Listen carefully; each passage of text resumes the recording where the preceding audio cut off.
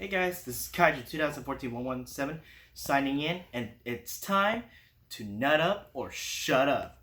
So, yes, today I went to watch Zombieland Double Tap.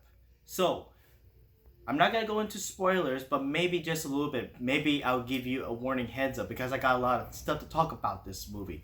So, let's get out of the facts. Let's get that out of the way. What do I think? Is this worth a 10-year wait for a sequel of Zombieland? For me, yes. Ever since I waited from the first film, I want to see a sequel to Zombieland. And here I have it, and I am satisfied. But could it be better? It could have. But I am happy for what we have. So, to me personally, I like this a lot more than the first Zombieland. Now, many people probably disagree with me, but I actually like this more. Now, everyone is entitled to their opinion. So, let's talk about what the story is about. So, basically, I kind of figured this is a story about after the four main characters from the first film start to grow, get together, and as well to understand one another. And as well, we get to see their strengths and weaknesses. Now, of course, we get to see zombies have evolved into a new level. And there are some that are very dangerous, while some are kind of pathetic in a way.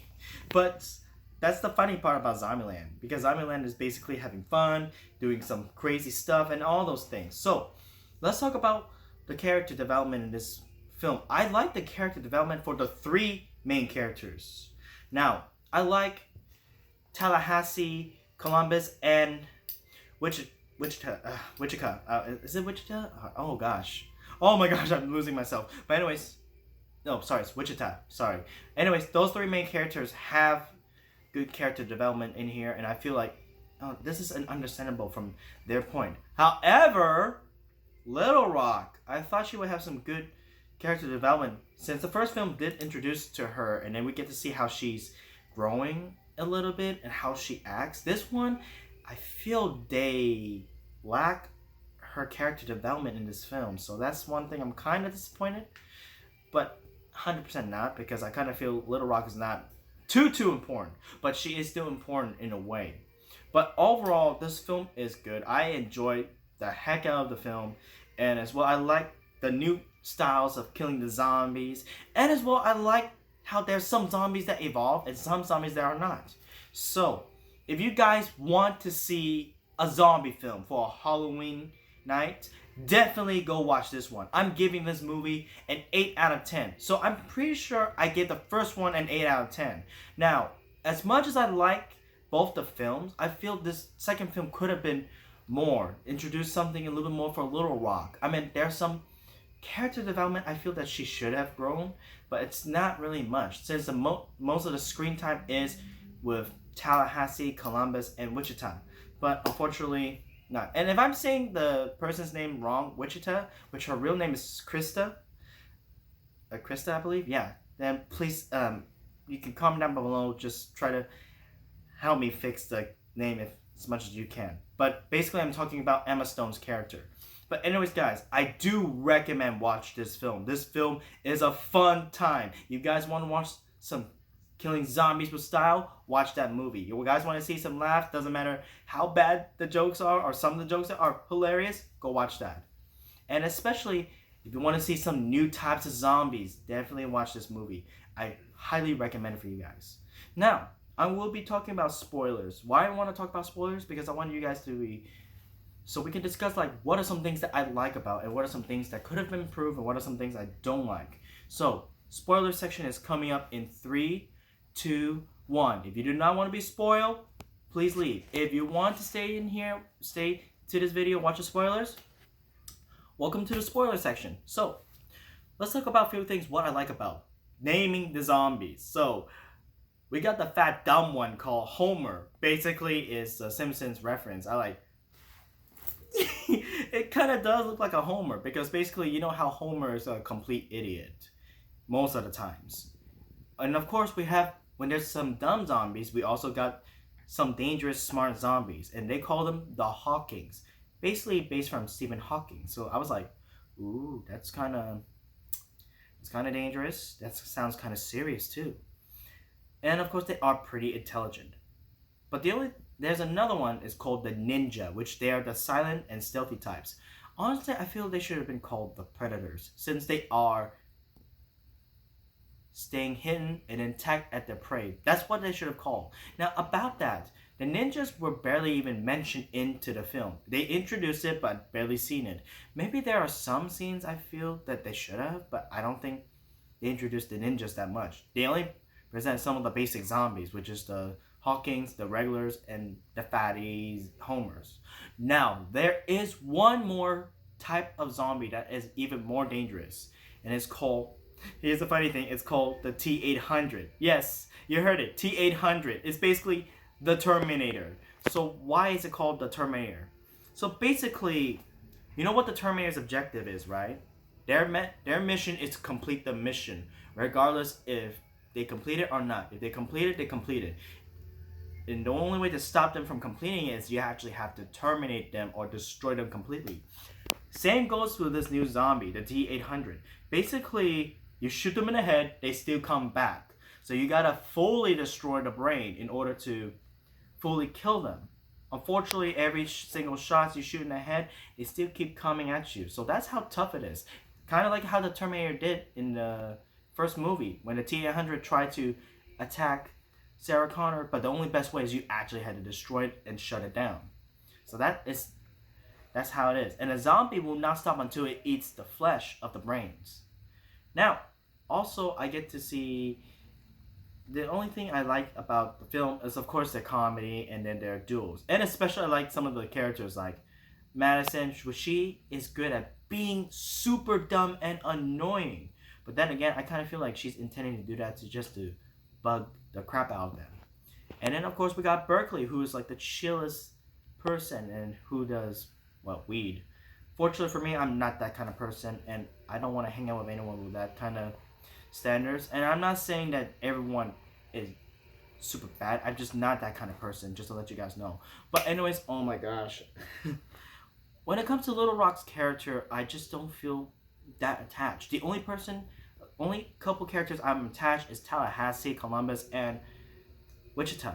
Now, Little Rock has some moments, but I feel like her screen time is very short. I mean, I barely get to see her do much. She just like wants to grow out of her nest, hang out with her friends about her age, and then smoke weed, I guess. She just want to be free, I guess. Which is one thing I can see. But then I just want to see some character development, seeing like that she feels that she's regretting her decision, seeing that it's not what she wanted, and then she feel simply sorry for abandoning her sister like that. But I didn't see that. All I just see is like, oh, I just left my sister go and hang out with some weird random dude, and then suddenly it turns out later that she's like, oh, okay, you guys are here, and I'm not regretting it. And after aftermath of the final battle, which is epic in a way, however, not as epic as the first Zombieland's final battle. But anyways, this one's still epic too. But the thing is, after that, it's just like, okay, I'm gonna hang out with you guys back. I was like, that's it. No, like, oh, sorry, sis, I wish I shouldn't have done that. I should have listened and stuff. Where's that? That's not even character development. It's just only showing how annoying she could be or how she's feeling annoyed and not actually growing into it. As for Wichita and Columbus' relationship, they have a little straining moments, especially when Columbus really wants to marry Wichita, but Wichita feels like, no, because if I get too attached, I will be heartbroken for all these kind of things. Which, that's character development. We get to see why she doesn't want to get married, why she feels that it's unnecessary, especially during the Zombieland. And then Columbus wants to marry with someone because he feels like he wants to be with someone. He wants to be with them till the end. But unfortunately, it didn't happen. That shows character development. Even Tallahassee, he's so close. He likes to be close with Little Rock, acting like he is the father figure to her. But unfortunately, of course, he has to understand that he needs to let it go. And as well, he wants to be on his own too, because he feels that being too attached is also going to be something that he cannot bear ever since he lost his son in the first film. That is character development right there. Now, some of you probably don't see that, but to me, it is. Now, I just want to say, guys, this is a good film. I want you guys to enjoy it. Now, some people will say like, "Oh, this is a bad writing or something. This is terrible writing." You want good writing? Then two things: go watch The Joker, which is a good writing, or read a book. Now, I'm not saying it to insult you guys. I'm just saying when you're going to watch movies, I'm not here to watch movies to see good writing or great acting. I mean, I do want to see great acting that makes it convincing. But I just want to see movies just for action and fun. Unfortunately, if you guys want good writing and stuff, yeah, fine. Because that's what really kills the mood of the film for most of the critics. And for some of you guys who are into writing. You know, writing is mostly for reading books, right? What is the film for? The film is just for us to see some funny moments or some silly moments or entertaining moments. That's what movie is all about. Even in the time, think about this, back in the original time, do we need writing a lot in the films? I mean, for silent images, yes, but when we watch the movies, like for example Charlie Chaplin, before we can even hear their voices or their acting or for their whatever the writing they're supposed to say or the lines, we can barely even hear that, and they're still entertaining. That is what movies are about.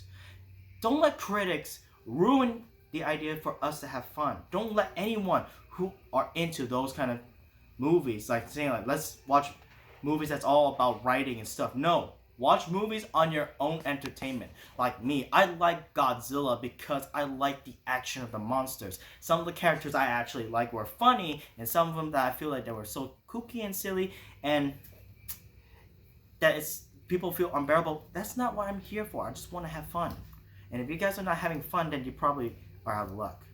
Speaking of Godzilla, Thomas Middleditch is actually in there, and he plays as Flagstaff, which he's like the copycat of Columbus. And as for Luke Wilson, he plays as Albuquerque, who is a copycat of Tallahassee. Now, I did a funny comment on the, I think from the Zombieland trailer, saying like, oh, so I guess Sam Coleman decided to ditch MonsterVerse and go to Zombieland instead. Probably not the best idea. I was just saying it as a joke, so saying like basically he ditched Godzilla just to go to Zombieland, which at the end it turns out he got bitten and didn't get killed. Unfortunately, yes. But overall, it was just small jokes I like to make about. So basically saying like, so Thomas Middleditch rather ditch Godzilla than go to Zombieland. Probably not the best choice. I'd rather probably stay to the monsters. At least I get to see Godzilla take a picture, then run for my life. Unlike for zombies, some zombies are about my height. They will get close to you and eat you and then turn you to a zombie. I'd rather not become a zombie. I'd rather get attacked by Godzilla, or maybe accidentally get squished, or maybe accidentally get attacked. But all those things. But for those jokes aside, yeah. But anyways, if you guys want to watch Zombieland Double Tap, definitely go watch it, guys. I definitely recommend it and highly recommend you guys watch it for fun and entertainment. Do not really listen to what the critics say. If the critics say are bad writings and all this stuff, but that's not what you're here for, go for it. If you guys want to have fun, this is a lot of fun. And I like this a little bit more than the first Zombieland. But I wish it could be more though. So what could it be more? Now, the final battle, like I mentioned, that it's epic, but I feel that we definitely need some more killing zombies with style, especially with guns. Unfortunately, the place they were at, those guys are hippies and they melted your guns. For what? Oh, just to create a peace sign. Wow. And I wonder, how did the hippies even survive Zombieland for over maybe 5 to 10 years, a decade? Now, to be honestly clear, I'm not too sure how long it was from the timeline for the film. I know it's been 10 years for us, but I don't know for their timeline though. But anyways, yes. So have they kept the film feel 2009-ish? It did, in a way. So is that a good thing or a bad thing? That's a good thing. Because first things first, you go to a White House, for example, and then you see Donald Trump in there. Ask yourself this: did Donald Trump get voted in 2009? No, he won the election in 2017, so that wouldn't make sense. And then you got Obama's picture. Say like, oh, Obama was not a president in 2009. Wrong. He was a president in 2008. So that makes sense for him to be on it. And then at first there was a Walking Dead reference. I said like, did that exist in 2000 before 2009? I said, oh. And one of my family members said it did. Oh, never mind. So that's a good thing about keeping his historical keeping the timeline accurate, because you know in 2009, whatever happens past 2009 to now should not exist. And another thing I do like is Bill Murray's cameo appearance, but unfortunately he's playing as himself, of course, promoting Garfield 3.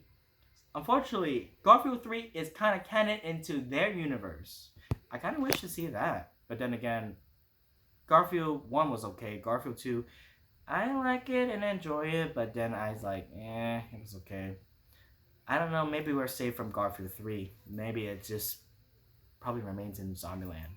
Anyways, guys, that is it for today, and that's the end of my spoiler section. However, there are a lot more stuffs in there, but you guys go watch it and enjoy it yourself. Anyways, thank you guys so much for tuning in, and I want to apologize. I'm sorry for not uploading it yesterday because I have a very tight schedule. Now, I do recommend recommend to stay alert, because I will be posting 2 videos tomorrow just to make up for one day that I miss. And it will be talking about a movie and a video game. So anyways, guys, thank you for tuning in to my YouTube video. If you guys like to comment down below, comment down below. Leave a like, share, subscribe, and ring the notification bell for new upcoming videos. And anyways, thank you so much, guys. Thank you for tuning in, and get ready for the Halloween videos. And Halloween is coming up, guys. If you want to comment down what's your costume, let me know, or what you're gonna be doing for Halloween. I'll be doing some costume video of what I'm gonna be, and maybe do a little funny dance. Anyways, thank you so much, guys. This is Kaiju 2014-117 signing off, and now time to nut up or shut up.